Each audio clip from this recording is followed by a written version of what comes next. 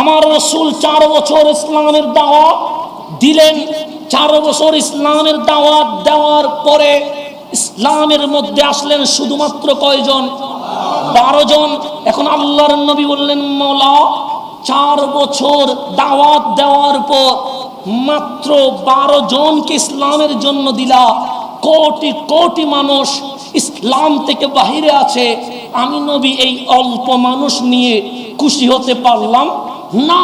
তখন আল্লাহ ডাক দিলেন, ইন্না আ'তাইনা কাল কাউসার।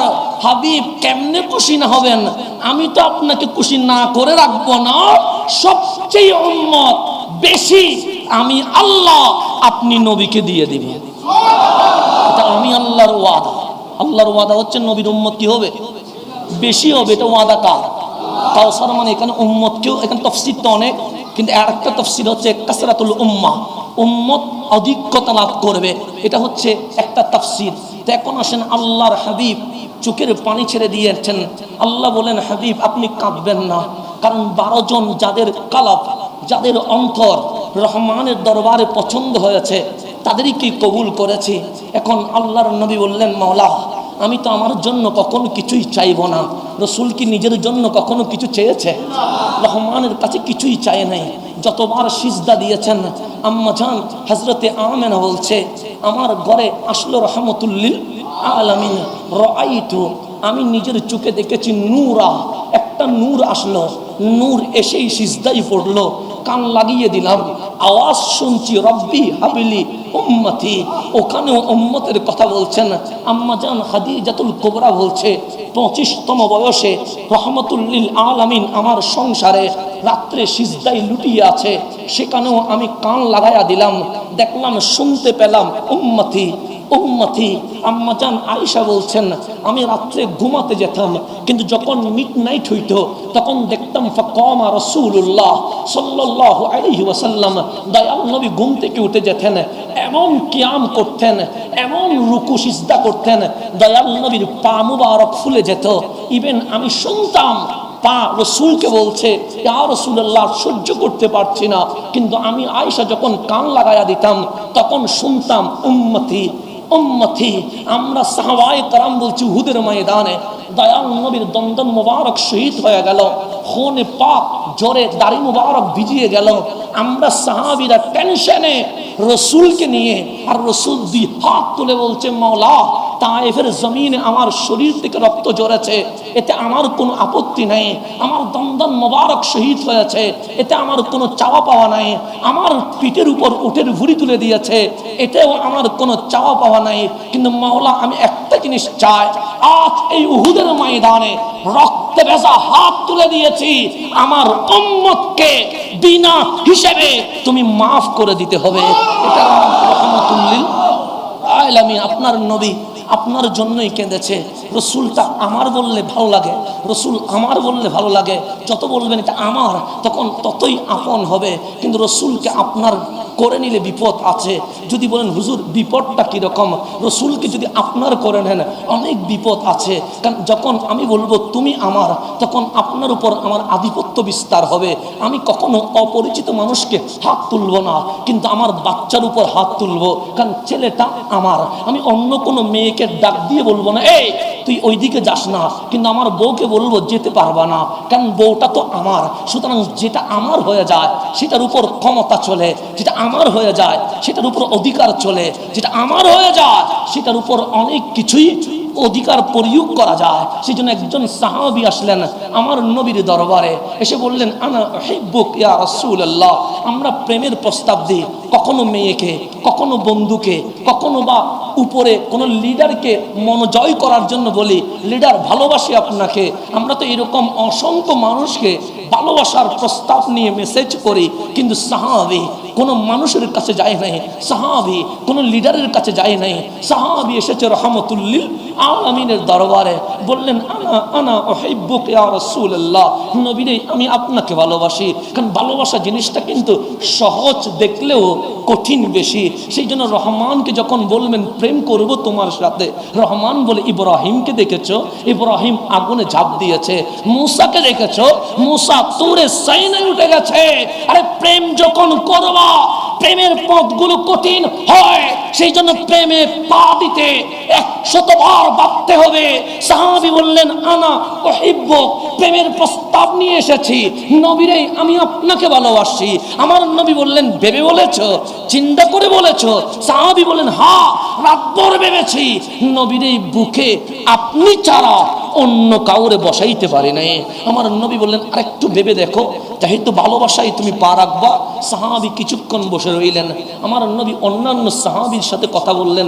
ওই সাহাবী আবার এসে বললেন নবীরে আমি ভেবে দেখেছি। আমার রাসূল বললেন রেজাল্ট কি?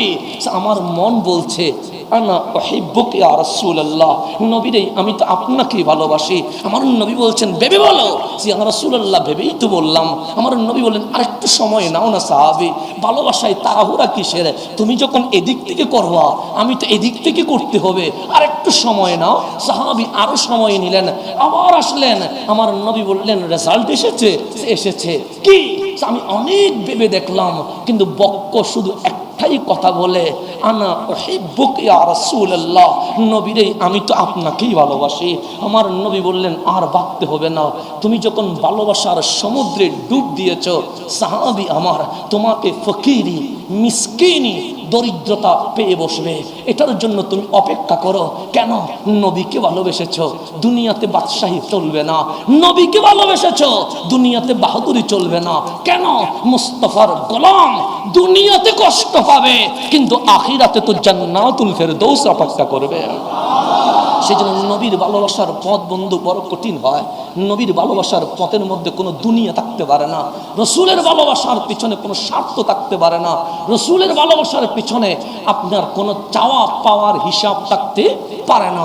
আমার নবী বললেন আল্লাহ মাত্র 12 জন মুসলমান করলে, আল্লাহ বলেন হাবিব আপনার জন্য আপনি জীবনে কিছু চাইবেন না, আমি সেটা জানি, এখন কিছু চাইবেন? আমার রসুল বললেন ইসলামের জন্য একটা জিনিস চাইব, দিবানি। আল্লাহ বলে হাবিব দিব না এই কথা তো কখনো বলি নাই, বলেছি ওয়ালা সৌফা ইউতিকা রব্বুকা ফাতারদা। আমার হাবিব চাইবে, রহমান দিতে দিতে আমার নবীকে খুশি করে ফেলবে। আল্লাহর নবী বললেন চাইবো, যে চান সে মাওলা ইসলামের জন্য। যেহেতু 12 জন এসেছে, অনেক নিম্নবিত্ত মানুষ ইসলামের ছায়া তলে আসতে চায়, কিন্তু আবু জাহেলের ভয়ে মসজিদে হেরেমে আসতে পারে না। আবু লাহাবের ভয়ে আমি নবীর পিছনে ঘুরতে পারে না।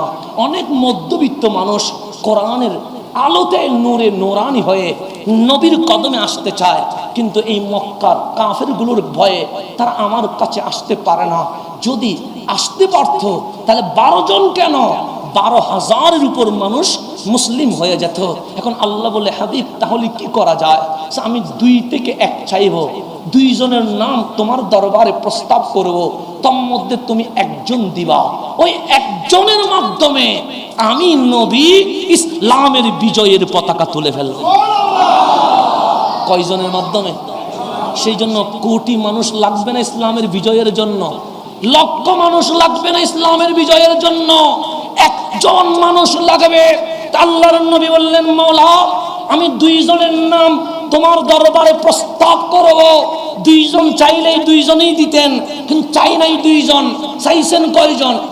মানে আমি 2 জনের নাম প্রস্তাব করব, 2 থেকে যে কোনো একজনকে ইসলামের জন্য দেন, যেন মাহফিল করব। প্রস্তাব দিলাম 3 জনের নাম, আপনি এখান থেকে একজন দেন। 3 জনের নাম প্রস্তাব হলো, কিন্তু টিকলো কয়জনে? এরকম হয় কি হয় না? যেমন আজকের মাহফিলও ধরেন, অসংখ্য বক্তার নাম হয়তো প্রস্তাব এসেছে, সেখান থেকে যাদেরকে মনে হয়েছে ওদের মাধ্যমে কাজ হবে, তাহলে ওনাদেরকে কি করলেন? নাম রাখলেন। এরকম হয় কি হয় না? তা আল্লাহর নবী বললেন মাওলা আমি 2টা নাম প্রস্তাব করব, 2 জন নয়, 2 থেকে কয়জন? তা আল্লাহ বলেন হাবিব আমি ফেরত দিব না, আপনি 2 জনের নাম বলেন। আমার নবী বললেন হয়তো আবু জাহেলকে ইসলামের জন্য কবুল করেন, না হয় ওমর ইবনে খাত্তাবকে ইসলামের জন্য কবুল করেন।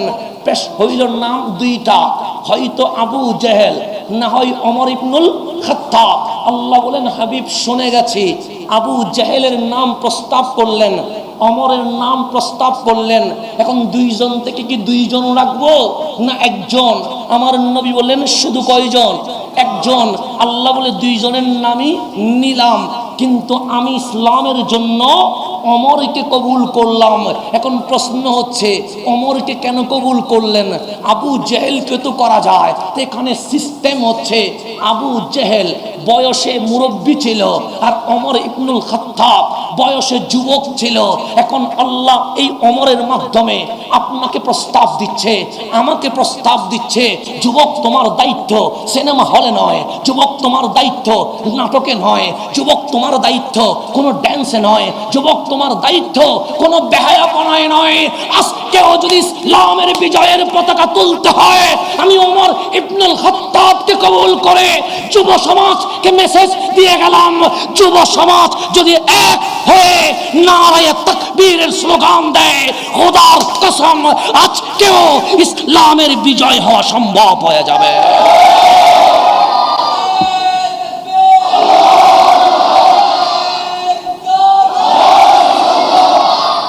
তাহলে যুবকের দরকার আছে না নাই? আছে। একটা জিনিস মনে রাখবেন, রসুলের দোয়া কবুল। রসুলের দোয়া কি? একজন চেয়েছেন বলে কয়জন হয়েছে? একজনই হয়েছে। এখানে কোনো দুইজন চাইলে কয়তো হইতো? দুইজনই হতো। এখন সামনের দিকে চলে যায়। তাই আমাদের যুবকদেরকে অনেক অ্যাক্টিভ হতে হবে, যুবকদেরকে জিহাদের ময়দানের কথা ভাবতে হবে, সালাউদ্দিন আইয়ুবীর স্বপ্ন দেখতে হবে, খালেদ বিন ওয়ালিদের মতো আপনাকে স্লোগান দিতে হবে, ফারুক আজমের মতো আপনার ধ্বনি উঠতে হবে। তখন দেখবেন অবশ্যই এই জমিন শাহজালাল শাহ পরান 360 বারে আউলিয়ার জমিনে ইসলাম কায়েম হবে না, ইসলামের কথা চলবে না, আল কোরআনের ধ্বনি উঠবে না। এটা কখনো হতে পারে? এটা কখনো হতে পারে না, হতে পারে না। হবে কেমনে? ইসলামের দেশ এটা, আউলিয়ায়ে কেরামের দেশ এটা, কোরআনের দেশ এটা। সুতরাং এটাতেই তো ইসলামের কথা উঠবে। বরঞ্চ কেউ যদি বলে বর্তমান সমগ্র বিশ্বে ইসলাম নির্যাতিত, মুসলমান নিপীড়িত, তখন তো এটা কথা বলা দরকার ছিল 90% মুসলমানের দেশ এই বাংলাদেশ থেকে ইসলামের বিজয়ের ডাক আসতে থাকবে।